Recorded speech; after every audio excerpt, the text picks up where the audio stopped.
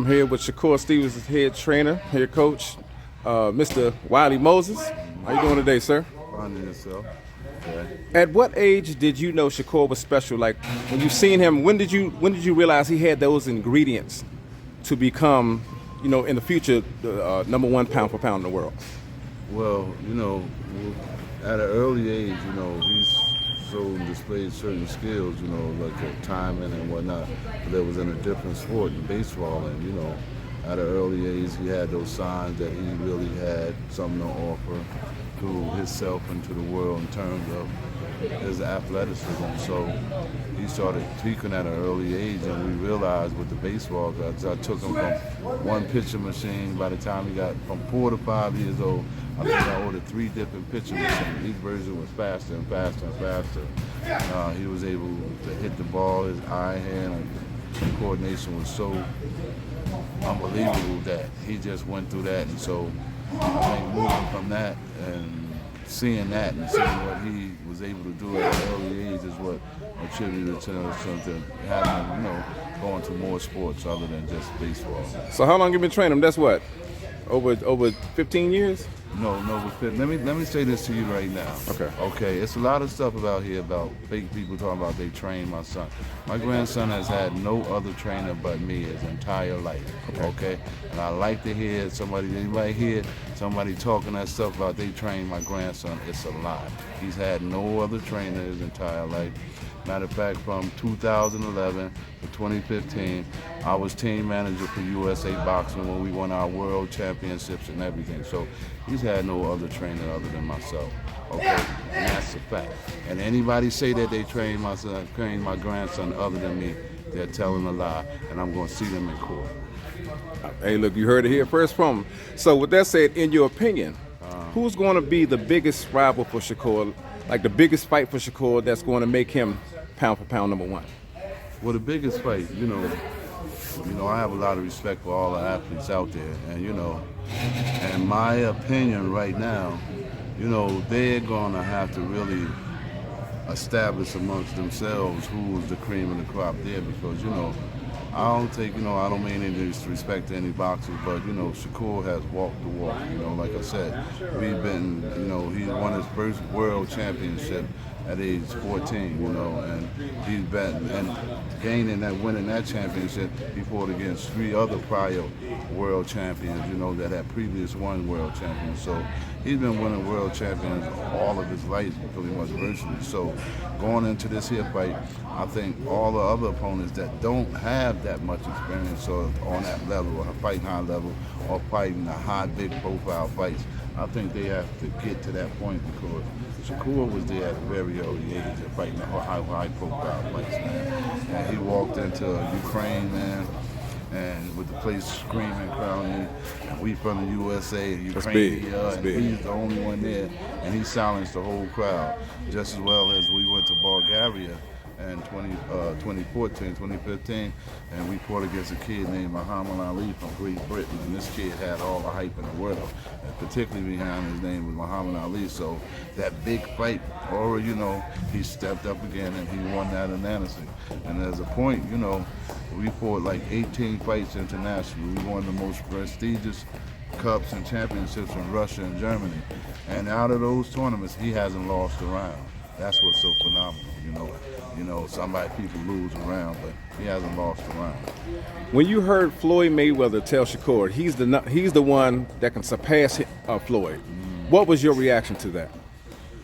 Well, the reaction is respect. With me, hypothetically speaking, every fighter, has that dream to become the best ever. You know what I'm saying? And him complimenting, I'll take that's a compliment. Him saying that, and I'll take it as a vote of encouragement to him. Absolutely. What's your thoughts on Canelo's trainer saying that African American fighters are difficult? Are as difficult? Or He said they are difficult. They are difficult because you have a variety of styles. See, we bring not only, like you say, the Mexican style, they bring a lot of stamina, a lot of high impact, a lot of volume punching and whatnot. But, the African Americans, we used to versatility, we used to everything coming at through life. We had all kind of things coming at us. So, in the boxing world, when it comes to us, we're very athletic individuals, and we have a lot to, to really fight for. Not saying any other ethnicity hasn't so much to fight for to prove themselves, but we've always had the odds stacked against us. So we have more detrimental drive to prove ourselves more than anybody else. That's what I think the black fighters have more than anything else. We're not giving anything, We have to provide and take and make everything that we get. Nobody gives us anything. Nobody builds us up as a fighter, takes us, builds us up, promote us without fights or not being a qualified fighter or a good fighter or as a good coach. We say the same thing in coaching now. We got the coaches being built up as good coaches, and they're not as effective. So, like I said, I respect all fighters, I respect all coaches, and the styles, I would like to see those top fighters fight it out because they did not walk the walk. Not taking anything away from them. I give one of them credit. I give Devin credit because Devin went with us internationally on 2 world champions. He was fought in 2 world champions, so he had a lot of international experience. Devin was with me for 3 years internationally, so I know he gained a lot of international, and it helped him. As you can see, as his maturation during his career, you see he's been able to stay undefeated. So, for those who did not go that route, I think they need to prove themselves in the ring, inside the ring, by competing each other, because it seemed like to me they avoided each other at the Olympic trials and whatnot. They didn't want to, because they get to a point where some fighters, they don't want to increase their value going to the next level. I think a lot of them took the easy route by coming into the pros rather than defeating the people that defeated them in the nationals. You know what I'm saying? So I'd say to each his own. I commend them for taking that route, the shortcut to the pros, get it out because they did not walk the walk. Not taking anything away from them. I give one of them credit. I give Devin credit because Devin went with us internationally on 2 world champions. He was fought in 2 world champions, so he had a lot of international experience. Devin was with me for 3 years internationally, so I know he gained a lot of international, and it helped him.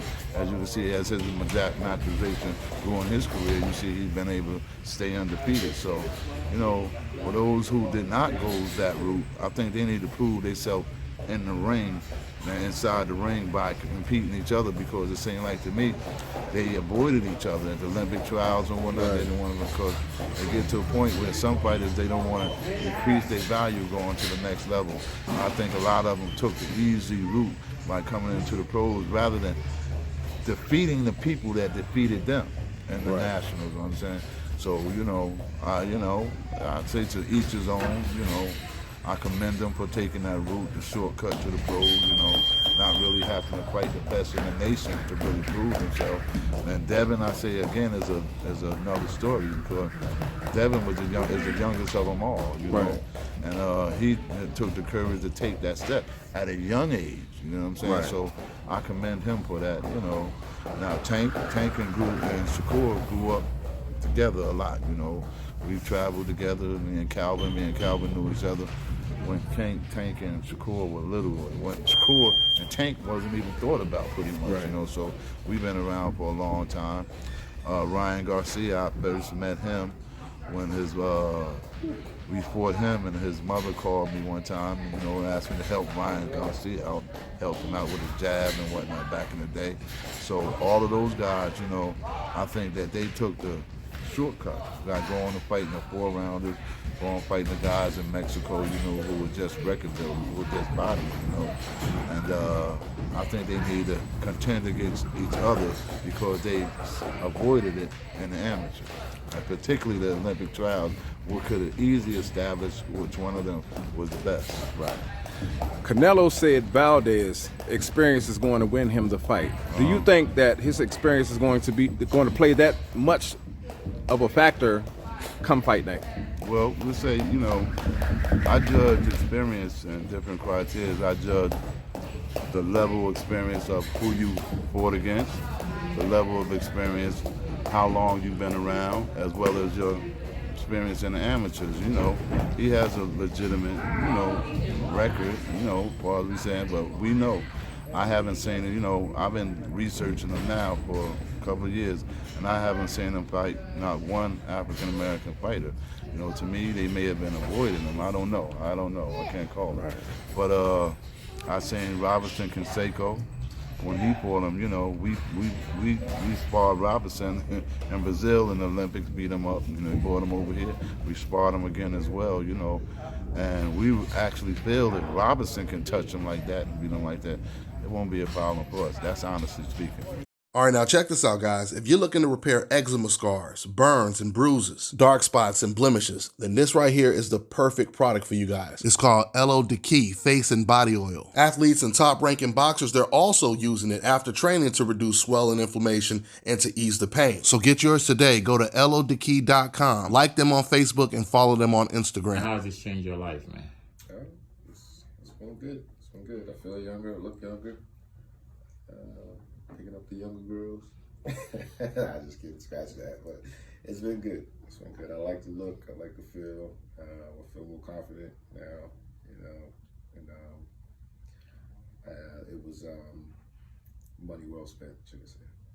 Cool. Now, in terms of the response, what has been people said, like, as people being like, hey, you know, what do you have on your head, or things of that sort? The most response I get is like, yo, what barber you go to? How they get, you know, such a close shave with, you know, everything lined up so sharp and everything. And, you know, then I go into explaining to them the procedure of what I had done and everything. And they all was like, I would never done if you didn't point.